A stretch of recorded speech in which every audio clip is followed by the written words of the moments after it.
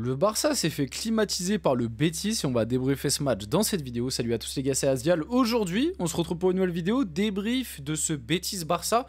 Match piège et match où le Barça a déçu. Voilà, je vais commencer par ça, je vais le dire, le Barça m'a déçu, le Barça a déçu. Et globalement, ce match nul est mérité, voire même, j'ai pas peur de le dire, bon au final c'est une clim. Bien évidemment c'est une clim parce que le Barça menait 2-1 avec... Encore une fois, hein, Lamine Yamal, moi je suis désolé les gars, mais je suis de plus en plus fan, hein, je vais en reparler, mais Lamine Yamal, moi, en étant neutre, hein, je suis pas supporter du Barça, mais ce que montre Lamine Yamal à 17 ans, c'est phénoménal, il y a encore des moves dans le match qui sont complètement dingues, et Ferran Torres, t'es un assassin, malgré que t'es marqué sur une magnifique ouverture de Yamal, t'as quand même loupé une belle, je sais plus si t'étais hors jeu ou pas, mais à un moment, Yamal, il élimine 4 mecs, il a décalé à Ferran Torres tout seul, il tire à côté, non Ferran, t'es un assassin, je le dis, mais Lamine Yamal très très fort, mais sinon à part ça un Barça décevant et j'ai pas peur de le dire.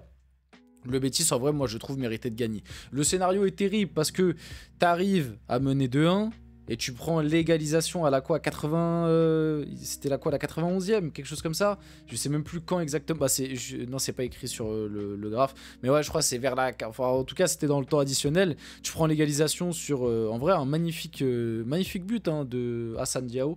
Rien à dire par rapport à ça, mais le Betis s'est procuré des occasions. De toute façon, c'est pas compliqué. Pour moi, côté Barça, les deux hommes qui sont ressortis du lot, c'est Peña et Yamal. Donc, le gardien et Yamal qui te fait cette magnifique passe D. Et même, je trouve qu'encore une fois, il a amené du danger, il a créé du déséquilibre. Bref, du Yamal, quoi. Moi, j'ai. Alors, tout n'est pas parfait, mais on parle d'un gamin de 17 ans et posez-vous la question de pourquoi il a fait tout le match. Hein. C'est le seul qui n'est pas sorti. Rafinha est sorti, Lewandowski est sorti. D'ailleurs, je trouve que... Je sais pas si c'était un Barça en gestion. Tu sais, souvent là, le commentateur, il disait « Ah, le Barça en gestion, le Barça gère, etc. » Je sais pas si c'est de la gestion ou moi, je les ai sentis surtout un peu fatigués, un peu cramés, quoi. Ou en manque d'idées, je sais pas, mais c'est pas un Barça que j'ai aimé, en tout cas. Et ça commence à faire beaucoup. Lors du dernier match, certes, tu gagnes 5-1, mais on l'a bien dit dans le débrief. Bon, déjà, encore une fois, lors du dernier match, t'avais eu un Yamal qui t'avait aidé à faire la diff. Et surtout, lors du dernier match, faut pas oublier que la deuxième mi-temps est bien meilleure, mais tu fais une première mi-temps aussi très très moyenne, voire un peu cata. Hein. Voire un peu cata avant... Ces matchs-là, tu sortais de 3 matchs sans avoir gagné. Là, tu refais un nul. Donc, c'est-à-dire, en gros, sur les 5 derniers matchs, le Barça, c'est une victoire. Ça commence à être inquiétant. Moi, je suis désolé, ça commence à être inquiétant. La méthode flic, on peut commencer à discuter un petit peu. Et moi, comme je vous l'ai dit, je sais pas sur ce match si c'était de la gestion ou alors tout simplement du manque de jus, de créativité. En tout cas, bref, il a manqué un truc. Ça, c'est clair qu'il a manqué un truc. Donc, on va en discuter tranquillement. Bien évidemment, j'ai déjà énormément parlé. Si vous êtes à ce moment-là du débrief, ça veut dire que globalement, quand même, ça vous plaît. Donc, n'hésitez pas à liker, à commenter, à partager, à vous abonner. Ça fait toujours plaisir et ça aide pour le développement de la chaîne. Et oui, globalement, un Barça... déjà, sur les 10-15 premières minutes, tu t'es fait bouger. Tu t'es fait bouger par cette équipe du Betis. Cette équipe du Betis peut mener au score au bout de 10-15 minutes. Il y a des énormes occasions. Il y a un sauvetage de Rafinha sur la ligne. Il y a un arrêt de Peña en face à face face à Abdé. D'ailleurs, le Betis, c'est que des anciens du Barça. Hein. Le Betis, il y a Marc Bartra. Il y a, bon, il est toujours au club, mais il est prêté. Il y a Vitor Roque, qui d'ailleurs, c'est lui qui a obtenu le penalty. De Jong, encore une fois, waouh. De Jong sur le penalty, c'est chaud. C'est chaud. Bon, après, c'est pas non plus grand chose. C'est Roque qui joue bien le coup parce qu'il se place en plein dans la course de De Jong. Mais De Jong, il a pas le droit de percuter comme ça. En plus, il y a tout. Genre, il lui marche sur la chaussure. Plus, il y a le geste du bras. Donc, bref, il y avait tout pour siffler penalty. Donc, voilà par rapport à ça. Mais ouais, les rentrées côté Barça n'ont pas été top, je trouve, on en reparlera après. Mais oui, donc pour revenir sur le déroulé du match, sur les 10-15 premières minutes, déjà tu peux concéder au moins un but. Il y a Peña qui t'en sauve une, Rafinha qui te sauve un ballon sur la ligne sur une tête. Ensuite, le Barça se reprend un peu, c'est un peu mieux. Et d'ailleurs, il y a le but après qui vient sur une magnifique action. L'action sur le but de Lewandowski, là, le 1-0. L'action est magnifique. C'est jeu en triangle. Pedri qui dévie parfaitement. Koundé qui est lancé dans la profondeur. Centre. Lewandowski qui finit. Sur ça, rien à dire.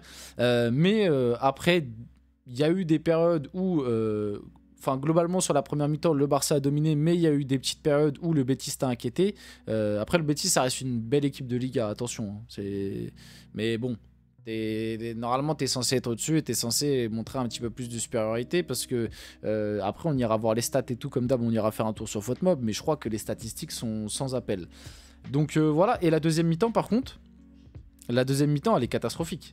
Parce que la deuxième mi-temps, je sais pas si c'était un côté gestion ou si le Barça, je sais pas ce qui s'est passé, mais la deuxième mi-temps, je la mets clairement pour moi pour le Betis. Le Betis a été largement au-dessus, il y a eu des changements qui n'ont pas, je trouve, apporté l'effet escompté, même si Ferran Torres est buteur. Ferran Torres, il t'en loupe une belle. Hein. Wow, sur la passe de Yamal, là, comme je vous ai dit un petit peu plus tôt dans la vidéo, où Yamal, il dribble 2-3 joueurs, il la glisse, Ferran Torres, il rate quand même une sacrée balle de but, même si je sais plus s'il y avait hors-jeu ou pas, mais enfin bref. Donc, ouais, c'est un petit peu le constat. Finalement, le match nul, on va dire, est mérité, voire même le Betis pouvait l'emporter. Ça commence à être inquiétant côté Barça. Il y a des individualités où on commence quand même à se poser un petit peu des questions. Si on doit être honnête, Dani Olmo. Bon, Dani Olmo, ça commence à faire beaucoup. Comme je l'ai dit aussi, la rentrée de De Jong avec ce penalty provoqué, c'est pas terrible. Hein. Voilà, il y a des questions qu'on peut se poser. Il y a des questions qu'on peut se poser et la méthode Flick, peut-être petit à petit, est en train de en tout cas, moins porter ses fruits par rapport au début de saison. Après, en même temps, j'ai envie de vous dire, le Barça de base, moi je les mettais pas à ce niveau-là. Me dire quand même qu'on va arriver à la trêve et que le Barça va quand même être devant le Real Madrid, même si là du coup, bah, le Real peut repasser devant le Barça si je me trompe pas. Parce qu'il y avait 4 points d'avance, mais le Real, du coup là il y a 5 points d'avance, mais le Real a 2 matchs en moins. Donc oui, le Real peut repasser devant. Vous savez quoi, on va aller directement sur FootMob, comme ça va permettre juste de voir un peu le classement, etc. Donc, les stats sont quand même affligeantes. Hein. Ah, on va pas se mentir, les stats là sont quand même affligeantes. Maintenant que je les vois, 38% de possession, donc le Barça avait la possession sur ça, rien à dire, mais waouh! Les XG, j'ai failli dire un gros mot, les XG, 2,87 à 0,53. Ah oui, mais en fait, le Betis a clairement... J'avoue que moi, la domination me paraissait pas aussi grosse, mais c'est vrai qu'après, quand tu le vois, il y a eu... du coup, il y a eu le penalty, il y a eu le 1v1 de Peña, le gros sauvetage de Rafinha, plus un petit peu toutes les occasions. Mais c'est vrai que 2,87, c'est énorme. Et en fait, finalement, ça me donne raison un peu sur le constat que je faisais juste avant. C'est-à-dire que le Betis, limite pour moi, méritait de gagner. Un Barça qui arrive à mettre 2 buts avec 0,53 de XG. Wow, le PSG... Oh, le PSG en sueur devant cette stat. Le PSG qui n'arrive pas à marquer avec des 3 de XG des fois dans un match. Là, il y a le Barça avec 0,53, il t'en colle 2. Mais bon, après, quand t'as Lewandowski, même si... Mais là, c'est là que je me rends compte que c'est vraiment rien en termes de XG, parce que je pense vraiment que le but de Lewandowski à lui tout seul doit correspondre... Alors là, il y a un problème. Parce que 0,59 et il y a 0,53 en tout. Ah, je pense qu'il y a un petit problème là.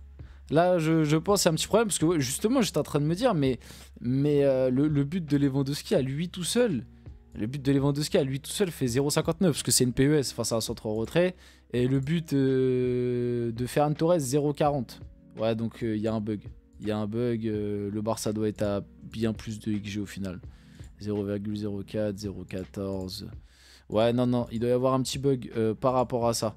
Il doit y avoir un petit bug. Le Barça doit plus être dans les 1 et quelques, je pense. Je pense que c'est plus 1,53 parce que 0,53, c'est vrai que ça me paraissait faible déjà quand tu vois le but de Lewandowski. Bon, par contre, 0,40 pour Ferran Torres, je trouve ça un petit peu beaucoup. Mais bon, la passe de Yamal, du génie. Donc, pareil, ça... Ouais, voilà, la domination du Betis, hein, dans les premières minutes, on le voit bien. Et ouais, la deuxième mi-temps est pour le Betis. Donc, ça rejoint un peu ce que je disais. C'est vrai qu'il y a eu le carton rouge aussi d'Hansi Flick. Je n'ai pas parlé, mais Hansi Flick a perdu un petit peu ses nerfs. Carton rouge. La retraite de Ferran Torres à la place de Rafinha, De Jong à la place d'Olmo. Olmo que moi j'ai vraiment pas aimé du tout. Mais ouais, du coup, côté Barça, voilà un peu les notes. Peña, c'est dur. Alors ok, il prend 2 buts, mais mettre 6,9 à Peña, je trouve ça dur parce qu'il a fait un nombre d'arrêts assez conséquent. Bon, on l'a bien vu, hein. Au final, tu concèdes quasiment 3 de XG. Bon, tu prends 2 buts, mais c'est un penalty. Et le deuxième but, honnêtement, il peut rien faire du tout. La frappe est trop bien placée. Donc moi, je trouve ça dur. Peña a été bon, je trouve.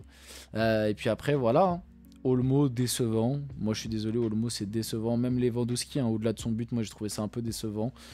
Pedri qui n'a pas une très bonne note. C'est vrai que Pedri nous a habitués à mieux, peut faire mieux. Et puis voilà, même Koundé, hein. Koundé, il a 7,5 pour la passe D, mais je trouve pas que Koundé fait non plus un gros match. Enfin, c'est pas le pire, mais voilà, un petit peu. Et puis les rentrées, moi, j'ai pas du tout trouvé bonnes les rentrées. Hein. Mais alors, personne. Moi, j'ai trouvé personne de pertinent. On le voit, hein, De Jong 5,7, la pire note du match, du coup. Donc voilà, on peut finir la vidéo là-dessus, ce débrief. J'espère qu'il vous a plu. Si c'est le cas, n'hésitez pas à le liker, commenter, partager et vous abonner. Les gars, c'était Azial. On se retrouve très rapidement pour une prochaine vidéo.